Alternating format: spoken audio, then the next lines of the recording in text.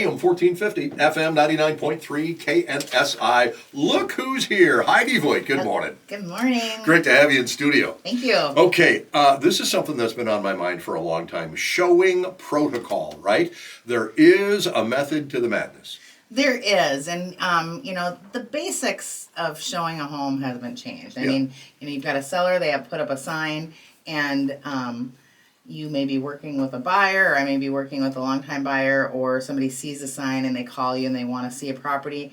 And the logistics of it is you go into this application that we all have. Right. You book a time, and then the agents are sent a lockbox code to get it, and you have an allotted amount of time to go in there and look at it, right? Yeah. And then we give feedback, and so it's an appointment. Sure. Really easy. Yeah.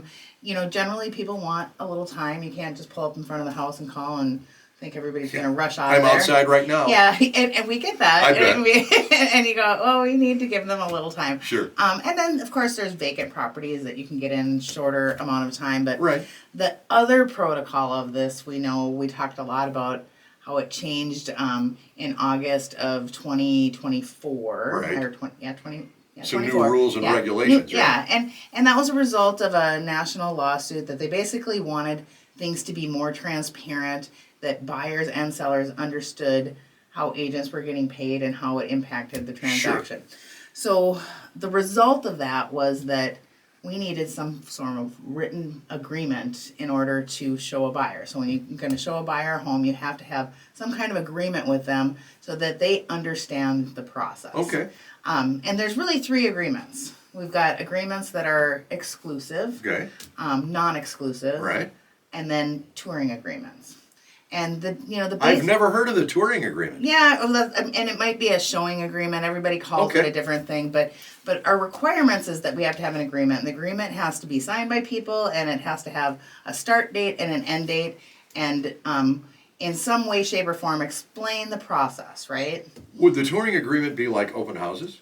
Open houses aren't really addressed in any of this, which Really? is very, like, in For open, gosh sakes. and the implication with open houses that the agent that's standing in there is representing the seller, right? Okay. So that's a different. So open houses, as a result of this, have been excellent for sellers. What happens if you're my agent and I go to one of your open houses somewhere else? You're trying to sell my house and I just happen to wander across you somewhere else. Yeah. Well, I mean, if I'm already representing somebody because I'm selling their homes, usually the conversation of how we're going to represent on the buy side have happened. Okay. But where we run into the really challenging part of this is, one, nobody wants to sign something when you don't know somebody, right? True. And the way that it's presented a lot of the time is people will just say, well, you can't see the home unless you sign something. And this is where I say, stop. Sure. Yes, you need to sign something, but what you sign can matter. Okay. And I will tell you just from the get-go, what I generally use is the touring agreement. So let me explain what that is. Yeah. It basically is a form that says that you owe me nothing for showing you this home. This is not a commission agreement. Okay. And that I'm going to show you the home between these times, and this is how I'm representing you. And there is no representation. And it basically states that if you decide to proceed further with this property, we're going to have to sign a different kind of agreement. That makes perfect sense to me. Pretty easy, Yeah, right? yeah. It doesn't bind you to anything. And I'll tell you, I use these with people who I am on 3rd, 4th, 5th time working with them. Sure. And I use them for people who are just starting out. It's not everybody's choice to do that, but that is the bare minimum of what somebody would need to see a house. I'm kind of surprised that there's not this is the form we're going to use because we just passed this legislation. You know? Well, the challenge with that is that, the binding agreement, the truly binding agreement is an exclusive agreement that says, yep, we're married for a certain amount of time. Okay. And I'm going to do all the things necessary as an agent to help you buy a house. And you as a buyer are going to, render your commitment to me and use me as your agent. And you're not going to be able to use somebody else. Okay. So this is the challenge. A lot of people are signing these with people that they've never met. And they go show a house with them, and then they're stuck. Okay. The house gets sold.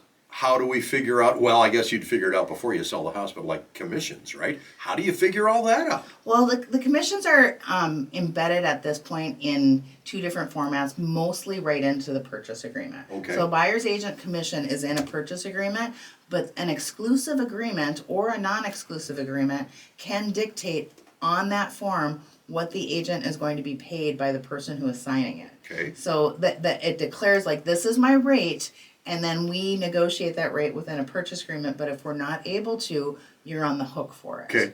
And so that's where, when people know that and they've signed this and they're bound to this person, I know of people who have said, hey Heidi, I signed this, does this bind me to this person? And I'm like, yeah, it does. You need to work with them at this point. And there's some level of disappointment or something with that. And usually I would imagine in most parts this all turns out relatively okay, but Right. if you're not interested in, committing to somebody on a long-term basis, just be careful of what you sign. I could imagine that would be like, hi, I'm brand new in town, I gotta buy a house. Yeah, or you see something and you pop on to a site like Zillow thinking that you're just, doing something very anonymously, and Yeah. you get assigned to somebody, and then Yeah. all of a sudden you're truly assigned to them because you have signed a contract for a 2, 3, 6 month period. Exactly right. Yes, So watch, don't sign anything you don't know what you're signing. Yeah, well, and read it. So Yeah. say or ask. I would ask the questions: what types of agreements are available for me to look at Right. this home? Exclusive, non-exclusive, or touring. Yeah, exactly. Makes perfect sense. Yeah, within reason. Well, once again, it makes perfect sense to me Yeah. why we would work with you at VoigtJohnson All right. Real Estate, Heidi. And how do we do that? You can call us anytime at 320-774-2400 or look us up, VoigtJohnson.com. Got a great gallery of agents for you. Heidi, thank you. You bet. Clear as mud. Well,